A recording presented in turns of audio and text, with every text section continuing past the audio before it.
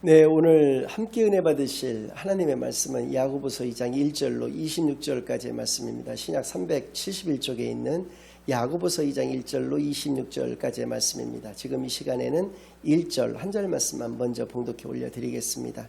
내 형제들아, 영광의 주 곧 우리 주 예수 그리스도에 대한 믿음을 너희가 가졌으니 사람을 차별하여 대하지 말라. 아멘.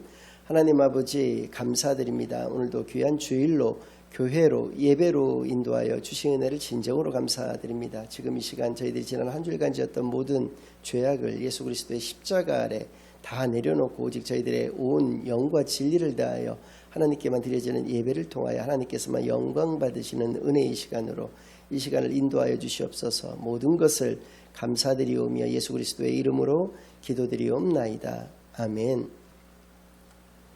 네, 오늘은 믿음의 본질이 무엇인가 라는 제목을 가지고 오늘 본문 말씀을 중심으로 하나님의 말씀을 증거하겠습니다. 야고보서를 여러분들과 함께 상고하겠습니다. 예수님의 친동생이신 야고보께서 흩어져 있었던 12지파에게 보낸 서신서, 그것이 야고보서가 되겠는데요. 여기에는 세 가지 주제를 다루고 있습니다. 첫 번째는 시련의 문제입니다.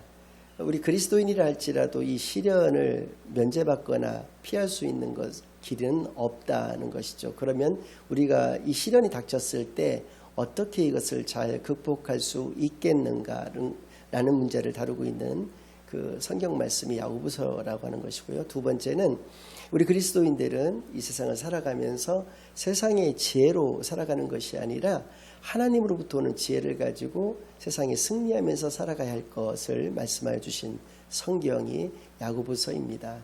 마지막으로 세 번째로 부와 가난의 문제가 항상 존재를 하고 있죠. 그래서 부자와 가난한 자에 대한 시각을 우리 그리스도인들은 어떻게 가지는 것이 올바른 것인가에 대한 것을 다루고 있는 성경이 야고보서라는 것이고요.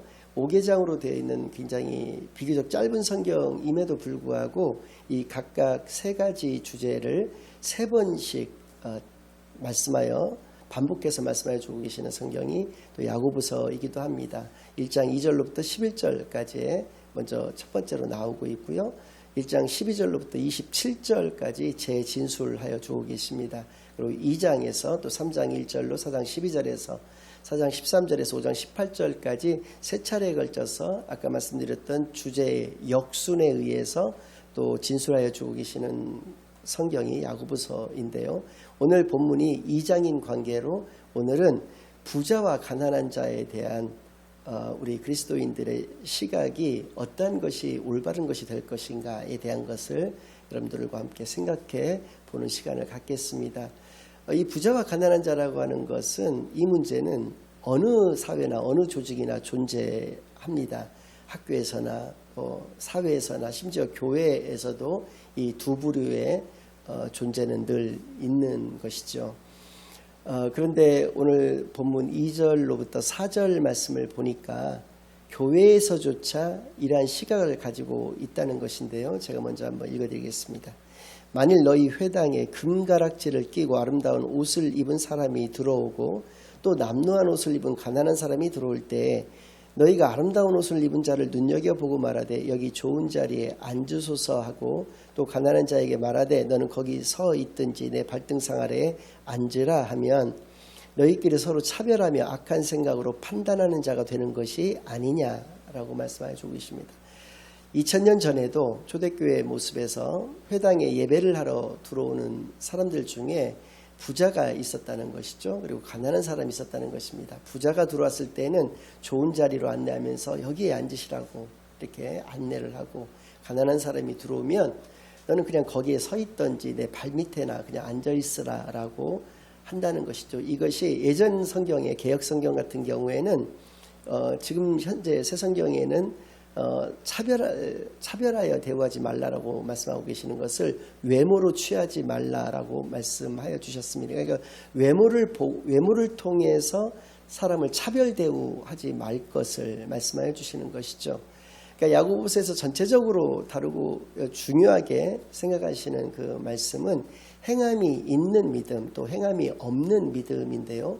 부자와 가난한 자를 바라보는 우리의 시각 가운데 행함이 없는 믿음을 증명하는 것이 두 가지가 있다는 것입니다. 2장 1절로부터 13절까지는 차별을 한다는 것이죠. 부자와 가난한 자를 차별한다. 그것이 행함이 없는 믿음의 대표적인 모습이다. 14절로부터 26절까지는 말로만 믿음이 있는 체를 한다라고 하는 것입니다. 그것이 행함이 없는 믿음의 대표적인 모습이다라고 하는 것을 우리로 하여금 알게 하여 주시는 것이죠. 한국교회의 가장 큰 문제는 헌금 양이 감소를 하거나 성도 수가 급감하고 있는 것이 아닙니다. 바로 성숙하지 못한 성도들이 너무나 많아지고 있다라고 하는 것이 가장 큰 문제인데요. 오늘날에도 마찬가지 아니겠습니까? 지위가 좀 있고 돈이 있고 또 사회적으로도 이렇게 세력이 힘이 있는 사람이 교회에 방문을 하게 되면 그 사람에 대해서는 굉장히 깍듯하게 예우를 하고, 가난한 사람이 교회에 들어오면 그 사람에 대해서는 무시한다거나 심지어 멸시하기까지 하는 그런 모습을 보이는 것이 오늘날의 또 교회의 모습인 것이다. 이것이 바로 성숙하지 못한 성도의 모습이 아니겠는가. 근데 과거 2000년 전에도 이러한 모습은 존재했었다. 이러한 차별은 존재했었다라고 하는 것이죠. 8절 말씀을 제가 잠깐 보겠습니다. 성경에는 총 613가지에 되는 율법이 있는데요. 그 율법 중에서 왕법이라고 일컬어지는 것이 있습니다. 그것은 8절에 나와 있는데 제가 읽어드리겠습니다. 너희가 만일 성경에 기록된 대로 내 이웃 사랑하기를 내 몸과 같이 하라 하신 최고의 법을 지키면 잘하는 것이거니와, 이렇게 말씀하고 있습니다. 최고의 법, 그것은 이웃 사랑이다라고 분명히 말씀해 주신 것이죠. 차별 대우하는 것은 결코 사랑의 모습은 아닐 것입니다. 부자나 가난한 자 모두를 평등하게 공평하게 대우하는 것, 그것이 우리 그리스도인들이 가져야 될 올바른 모습이죠. 1974년에 스위스 로잔이라는 곳에서 한 150여 개국에서 150여 명의 대표자들이 모여서 15개의 조약을 만들었습니다. 그리스도인이라면 마땅히 이 15가지는 지키며 살아가야 한다라고 하는 차원에서 이렇게 만들어진 것인데요. 몇 날 며칠씩 머리를 맞대고 만들어낸 것인데, 그 중에서 12조의 이러한 내용이 있습니다. 교회는 세상에 존재해야 하는 것이지만 세상이 교회에 침투되어서는 안 된다라고 하는 조항이 있습니다. 무슨 말씀이냐면 교회가 절이나 수도원과 같이 산으로 들어간다든지, 이렇게 흔히 속세라고 하죠. 속세를 떠나서 멀리 이렇게 외딴 곳에 있어야 하는 것이 아니고, 분명히 교회는 세상의 빛과 소금의 사명을 감당하라고 하셨기 때문에 세상 속에 있어야 하는 것은 맞지만, 그렇다고 해서 세상이 교회에 들어오는 것은 안 된다라는 것이죠. 세상이 교회에 들어온 것의 가장 대표적인 형태가 사람을 차별 대우하는 것입니다. 예전에는, 요즘에는 조금 덜한 것 같습니다만, 예전에는 이력서를 쓸 때 그 청년의 이력서 기재 항목에 그 부모의 재산이라든지 직업이라든지 학벌이라든지 이런 것들을 적는 날이 있었습니다.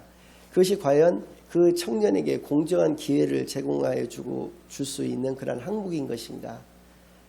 아니면 그 사람을 차별 대우하기 위한 항목인가? 우리가 한번 생각해 봐야 할 것인데요. 이렇듯 교회에도 그 부모의 학벌과 지위와 그런 어떤 세상적인 파워 같은 것을 그것에 따라서 그 자녀들에게 대해서 또 혹은 그 사람에게 대해서 대우하는 모습이 달라지는 이러한 것들은 세상이 교회에 들어와 있는 대표적인 세속적인 모습이다라고 우리가 얘기를 할 수가 있는 것이죠. 또 14절 말씀을 잠깐 읽어드린다면, 내 형제들아 만일 사람이 믿음이 있노라 하고 행함이 없으면 무슨 유익이 있으리요? 그 믿음이 능히 자기를 구원하겠느냐.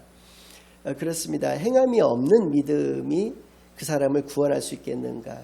구원할 수 없다는 것이죠. 왜 분명히 믿음으로써 구원을 얻을 수 있다라고 했는데 꼭 행함까지 있어야 되는 것인가? 그것은 행함이 없는 믿음은 가짜 믿음이기 때문에 그렇다는 것입니다. 가짜 믿음으로써 그 사람을 구원할 수는 없다라고 하는 그러한 관점에서 이런 말씀을 하여 주시는 것이죠. 그래서입니다. 15절에서부터 17절까지의 말씀을 제가 읽어드리겠습니다. 만일 형제나 자매가 헐벗고 일용할 양식이 없는데 너희 중에 누구든지 그에게 이르되 평안히 가라, 덥게 하라, 배부르게 하라 하며 그 몸에 쓸 것을 주지 아니하면 무슨 유익이 있으리요. 이와 같이 행함이 없는 믿음은 그 자체가 죽은 것이라. 첫 번째 행함이 없는 믿음의 첫 번째는 말로만 하는 믿음입니다. 그러니까 예를 들어서 좀 헐벗고 굶주린 내 이웃이 있는데 그 사람에게 말로 평안하라, 덥게 하라, 배불러라 이렇게 말로만 인사를 한다는 것은 약 올리는 것밖에는 되지 않는다라고 하는 것이죠. 그건 그 사람을 위하는 모습이 결코 아닌 것인데 이러한 것이 바로 행함이 없는 믿음이라는 것이죠. 또 그 다음 절에서부터 행함이 없는 믿음의 두 번째 모습이 나오고 있는데요.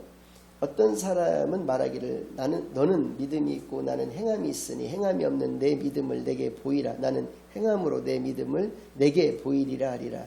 내가 하나님은 한 분이신 줄을 믿느냐. 잘하는도다. 귀신들도 믿고 떠느니라. 아 허탄한 사람아, 행함이 없는 믿음이 헛것인 줄을 알고자 하느냐.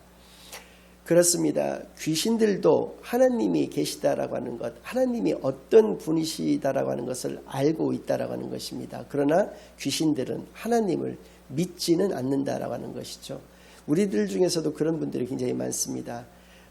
교회는 다니면서 또 하나님은 계시다라고 그렇게 말씀은 하면서도 실제적으로는 자기 마음 가운데에서는 그것이 진실로 믿어지지가 잘 되지 않는 그런 분들이 많습니다. 그래서 교회를 아무리 오래 다니셨어도 하나님을 안 믿는 그런 무늬만의 어떤 그리스도인들이 너무나도 많이 계시는데요. 그것을 말씀하여 주고 계시는 것이죠.